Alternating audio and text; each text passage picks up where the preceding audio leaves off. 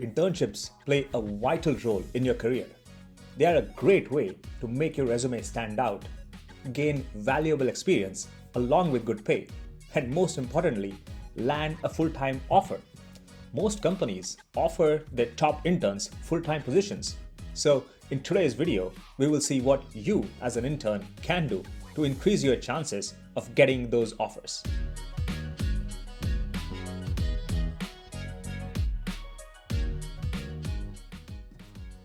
Welcome to VJ's Insights. Let's divide this strategy into three parts. What do you do before starting your internship, during your internship, and after your internship? Obviously, what you do during your internship will have the most weight, but you should not ignore the other two as well. Before you start your internship, do your research. Learn as much as you can about the company, the internship program, and most importantly, the role you will be playing. This will create a good impression and will help you be more productive during your internship. Then prepare yourself. Make sure you have the skills and knowledge necessary to be successful in the internship. If there are any gaps in your knowledge, take some time to learn about it before you start. For example, if you discover that Python skills are required and if you lack proficiency, then learn and bridge that gap beforehand. You don't need to master everything, but having a good understanding will help you ramp up quickly. Being productive from day one leaves a really good impression. And lastly, be enthusiastic. When you talk to the recruiter or the hiring manager, show your excitement for the internship and for the company. This will make you more likable and will help you build relationships. This is true not just before your internship, but throughout your internship too. Now let's talk about what you should do during your internship. Understand expectations from your mentor or from your manager up front. Do not make assumptions and instead seek clarifications as early as possible. Be like a sponge. Absorb as much information as you can. Learn about the business, the project, technology, terminologies, processes, and company culture. Schedule a weekly one-on-one meeting with your mentor.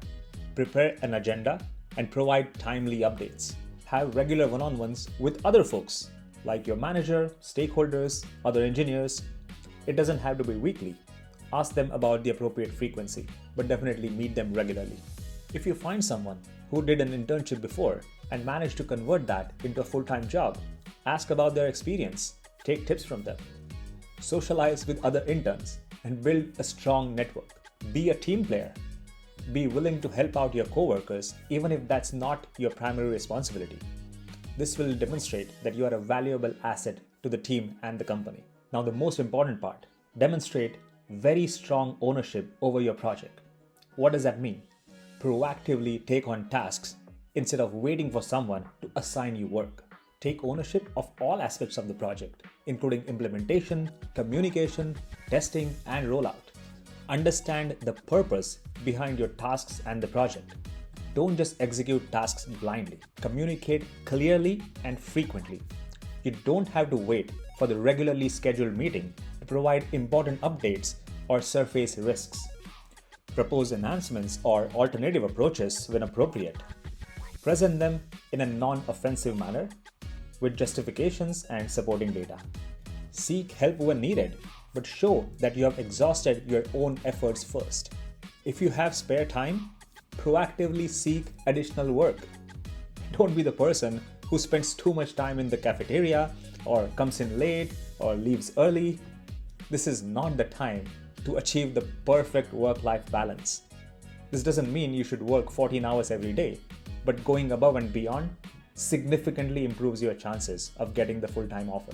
If you have the opportunity to give the project demo, create a compelling presentation that tells a good story. Highlight the project's importance, discuss what you learned, and provide data or projected impact if available. At the end of the internship, request feedback from the people you worked with and remember it. Oh, forgot to mention, throughout your internship, be professional. Dress, act, and speak professionally at all times. This will make a good impression on your coworkers and your manager.